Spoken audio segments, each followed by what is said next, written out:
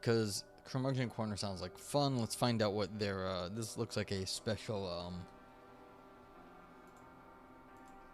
section in, AI in society. So, warm-up paper. A little bit of fun. Then we can do something maybe a bit more significant afterwards, but alright. So this is Watch Out! Cities as Data Engines by Fabio Duarte and Barbro Fröding. And I apologize how I say everyone's names. Okie dokie. Big data and the methods used to make sense of these data has a significant impact in many fields, from the naturally data-heavy fields such as computer science and astrophysics to archaeology and law.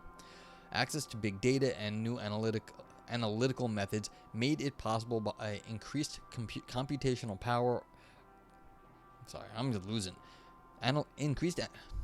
Access to big data and new analytical methods made possible by increased computational power are also changing the way we understand urban phenomena. Cities are data engines producing continuous streams of data. In densely populated areas with people of different backgrounds, we constantly transact information with each other, and these transactions are often mediated by technological artifacts.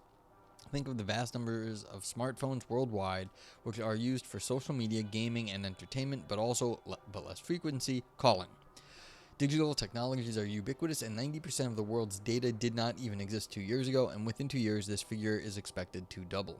What drives this growth is communication between devices without any humans in the loop. In fact, that accounts for almost half of data transactions worldwide. That's interesting. So half of the data is now just automated stuff. And I don't know how they really count human-to-human data interactions. I mean, that's an interesting question, because some interactions are definitely more information-rich, and some of them are less. Like, you can think of, some sort of TV show where people are communicating, but like some TV shows have more information content and some have less. Some are just like music videos, and you might watch a music video and whatever content it has, it's like fixed. But then there might be like a news program that's trying to get a lot of data across at once. And so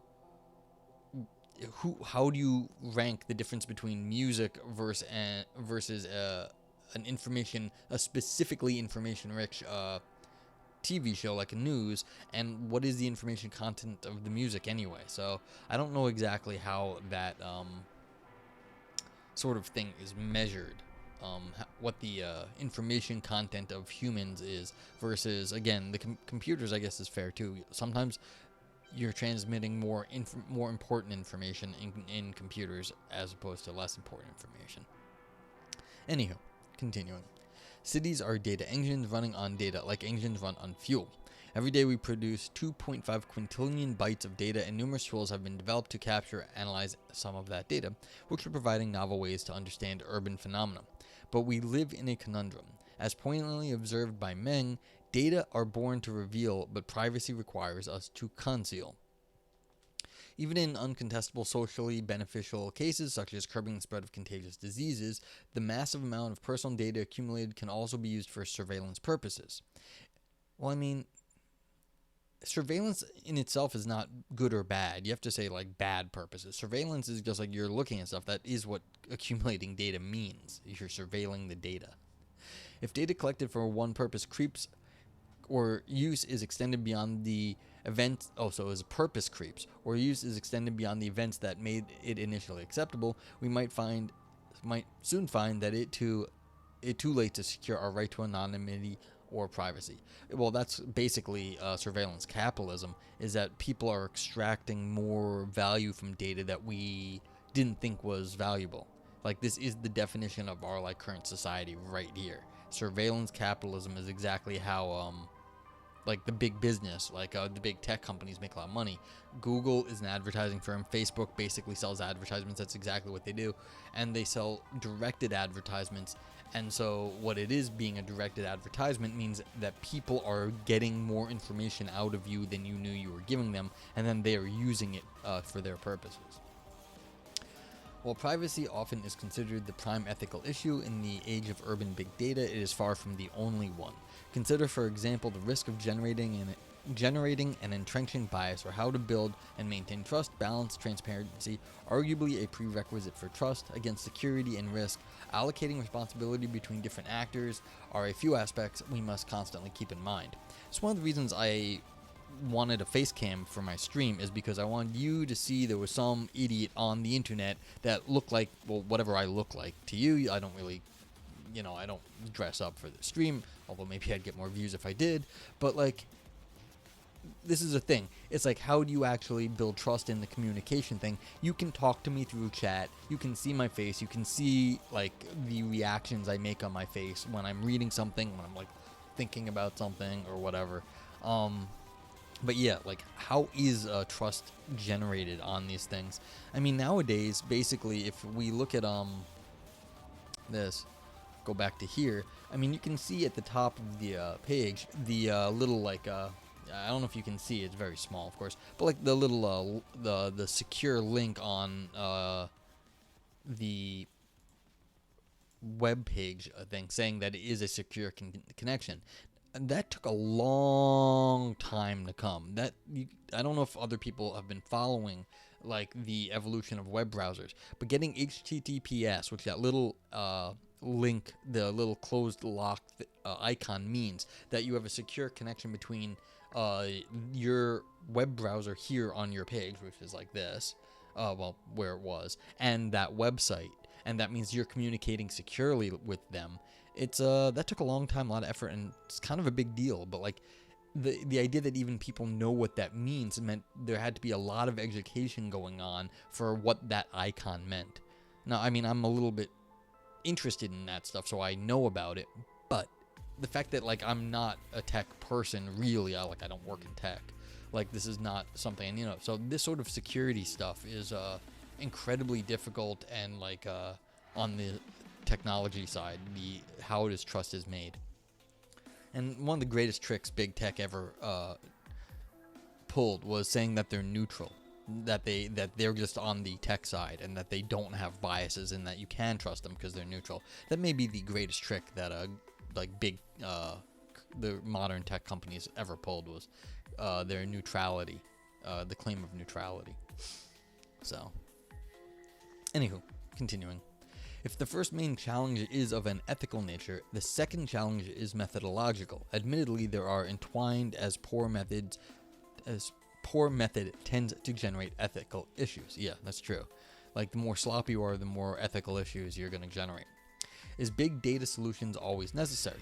Dealing with big data has been made possible by the availability of relatively affordable and powerful computational resources, and the development of artificial neural networks to process and find patterns in such data. Here comes the small data challenge. Fleeter and Shaw propose an estimation algorithm that provides an itemized list of what the customer has consumed at a restaurant, using as input only the total bill amount. Yeah, sure. If you know the total bill, there's probably only so many combinations of menu items, unless they're all the same like price, that will get to that. Glutendorf, hi. Where do I find these papers? I picked them randomly off of this site called Phil Papers. Phil Papers is this one here. This is Phil Papers. This literally is like kind of LinkedIn for philosophers, and it has a listing of all the new papers that come out. Like, they work with all the philosophy journals to just, you see this new, you click on new, it says all journal articles. These are all the recently released journal articles. So this is a paper from AI in Society, the journal. That's what this journal is. It's Springer, AI in Society, and that's the journal name. And it just came out like a few days ago, or whatever, and I just picked it randomly. But I do take suggestions. People sometimes suggest papers, and that's what I get it. And I just pick whatever I like, and I just, as long as it's on the shorter side of things, is basically my only criteria. Because if it gets too long, it takes hours to read the paper. So that's it. And so yeah, thanks for stopping by. Hope you're doing well. So yeah, and I'm reading this paper on data in big cities, like how data monitoring in big cities is sort of a thing. So yeah, feel free. This is my first time reading it, so feel free to, if you have any questions, let me know. So, continuing. Is big data solutions always necessary? Dealing with big data has been made possible by the availability of relatively affordable and powerful computational resources and the development of artificial neural networks to process and find patterns in such data. Here comes the small data challenge. Fleeter and Shaw propose an estimation algorithm that provides an itemized list of what the customer has consumed at a restaurant as an input only the total bill amount. They built the model having access to 3 years of anonymized consumer credit card transactions in a restaurant chain, with transactions decomposed into the individual products with its prices. Once the model is trained, you only need to compute the total bill. This removes the necessity of processing large and potentially privacy-invasive datasets and creating a small data solution out of a big data approach. In addition to avoiding some of the key privacy concerns, small data solutions bring about advantages like allowing insight analysis where large datasets and computational power is not readily available. So basically, I guess so they can just get so if they know how much you bought at a store, they already know what you bought, basically. And it took 3 years of data of getting all the stuff, but then they just know what it is. So I don't know, I'm not sure what the authors are saying right there. So is it necessary to be big data? Maybe they can just do it with a smaller data set. That's interesting though. Like, you don't need to surveil everyone. Maybe you just need to look at small data sets, like what one store is selling. Okay. In fact, it turns out that the big data paradigm has become a methodological bias within the scientific community, leading to the general idea that more complex and multi-layered neural networks inevitably lead to better results. Oh, they're just saying, look, if you take smaller data sets, you get better results sometimes. Okay, that's interesting. This might not be true for all phenomena. For instance, with medical images, where samples are often of small size and performance of conventional convolutional neural networks degrades drastically as depth increases. In addition, the balance between big and small data has more consequential impacts on policy. Researchers have been calling attention to how off-the-shelf machine learning models can easily confound correlation with causality. These models identify patterns, not causal chains, and patterns that may be the result of inherent properties of models or the data used to build their training datasets. Yeah, so I mean, a lot of these off-the-shelf machine learning tools, they're very hard to get working in a real-world scenario. They work in toy scenarios, but like my buddy SPSH Kairos, he builds AIs for playing video games, and he's trying to do these black box solutions. But if you're doing, a lot of times it's extremely difficult to get something that's even just a little bit more complicated than a game that you can basically do in the abstract. Once you get to Pac-Man, it is hard. There's a lot going on the screen in Pac-Man. And so it's not so easy to figure out how to train that sort of thing, because there's just relationships on the board, like where walls are, where dots are, things like that are, not so easy to figure out from nothing. So you have to build more information into it to get a bot, and that makes it a lot easier to do. But he's trying to do it the hard way. Okay. In addition, what happens when we apply big data methodologies in situations for which we have poor or no data? First, we must face moral issues such as gender and racial bias. For instance, Obermeyer et al. Tested how commercial health prediction algorithms, largely used in the United States, which predict care costs rather than actual illness, had been reinforcing a pattern of unequal access to care for black patients. Poor quality and quantity of data show how misrepresented populations can keep being stigmatized when computational models, although powerful, are applied without knowledge of the moral context in which the training data has or has not been generated. Should we then stop or put a pause on big data research when it involves social matters? Definitely not. Scenarios where we have no data can easily be exploited by autocratic influences. That said, we must be very cautious, especially when politics are involved.